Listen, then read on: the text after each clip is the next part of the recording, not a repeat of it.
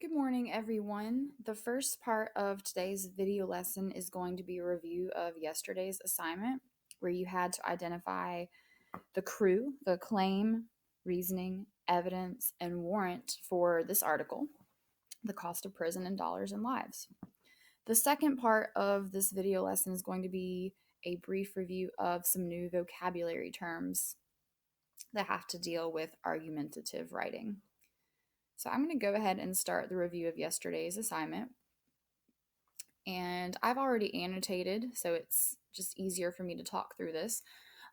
First of all, a lot of people thought that the claim was this sentence at the end of this first paragraph. This insight affirms what every parent knows. Children often lack the maturity to make sound choices rooted in good judgment.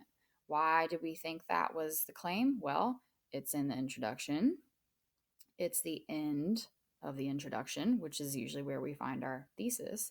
And look, it even has a superlatives of what every parent knows. However, and it sounds very sure of itself, it's also something you could argue. However,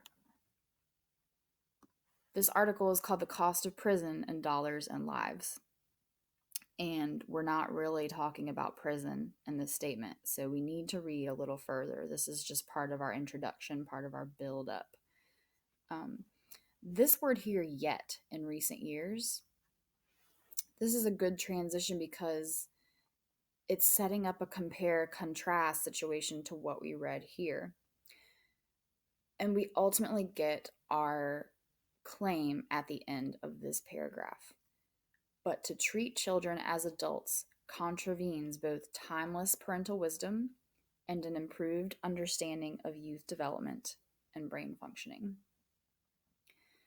This is our claim, which is similar to a thesis. It's at the end of your introduction. It's very sure of itself. And we can assume that our reasoning is going to be connected to what parents know about raising kids and what we know about how teenagers develop and how their brains work over time. So I have the first reason in blue, which is a scientific reason, and shows that teenagers are not competent. They're not able to stand trial in the same way that adults are, and nor are they as blameworthy for their actions. That sentence alone, that reason, isn't enough to convince somebody of your point. You need evidence to back that up, which the author has provided a lot of. All of the text that I've highlighted in green, that's all evidence. It's a lot. So that's great for your argument if you can include as much evidence as possible. But we'll talk a little bit after about one of the flaws in this argument, which you may be able to pick up on. So some of our evidence in green here, we have studies have confirmed that there are significant age-related differences in cognitive processing. That's just thinking, which affects adolescents' ability to make sound judgments. And just a little more information on that. Your decision-making faculties are located in what's called your frontal lobe, which is right behind your forehead. It's also responsible for identity. And that part of your brain is often one of the last parts to develop. And that's also different for males versus females. So all this sentence is saying right here is that an adult is going to be able to make more thoughtful decisions than a teenager will be. And that's not right or wrong, that's just science. We have more evidence here. Here's some legal precedent from 2005 where the Supreme Court outlawed the death penalty for anyone younger than 18.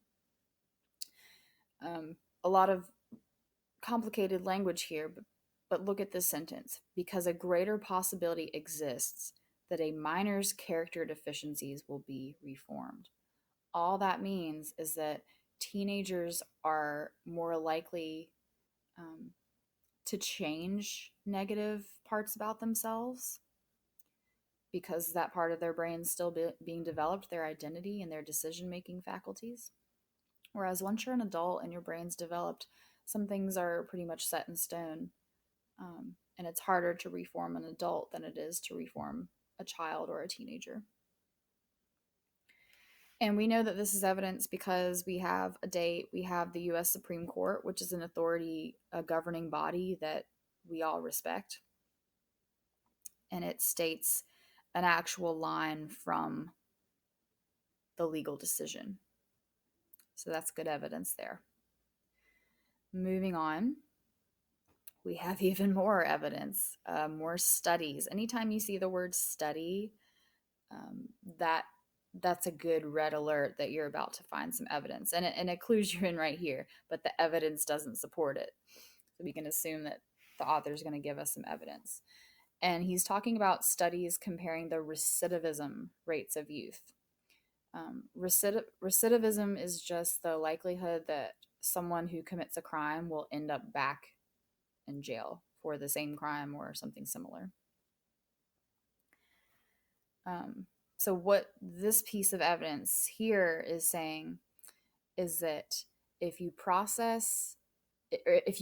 compare youth processed in the juvenile system with youth processed in the adult system, the ones who have to go through the adult system are more likely to engage in recidivism. They're more likely to commit another crime quickly and at higher rates.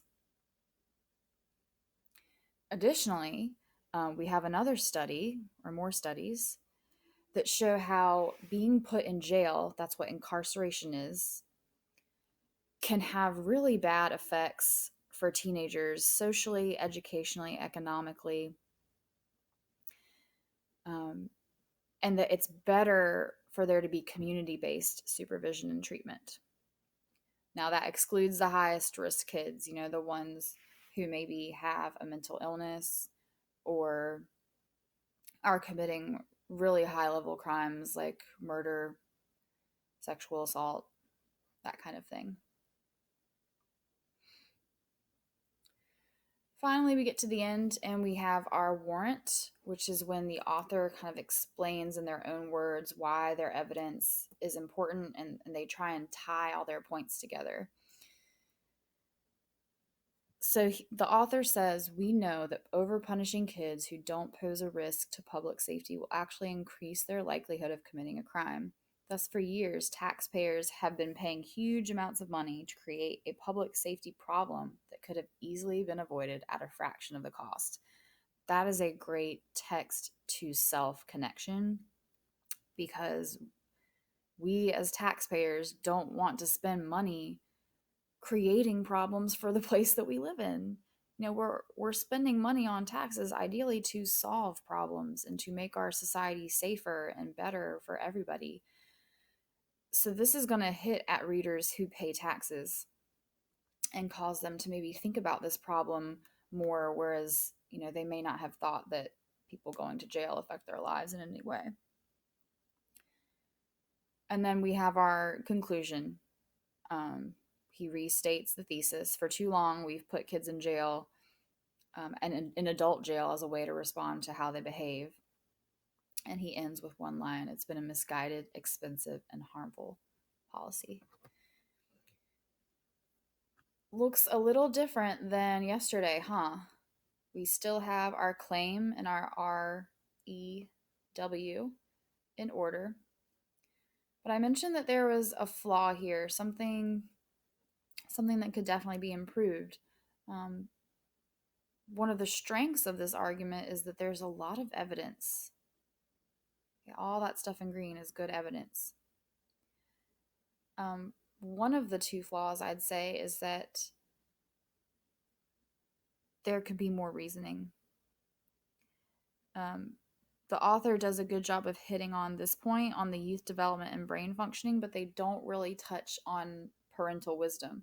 So if you're going to bring this up in your claim, you got to talk about it later. Otherwise, it doesn't belong here.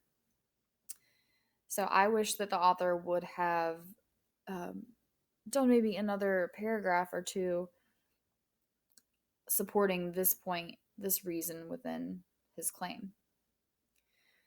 The second flaw, which is the major one in my opinion, is this right here.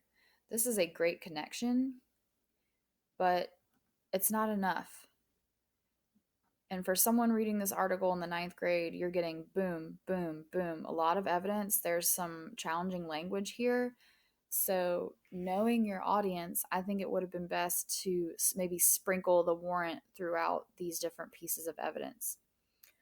The best strategy when introducing evidence is to follow it up with your own explanation.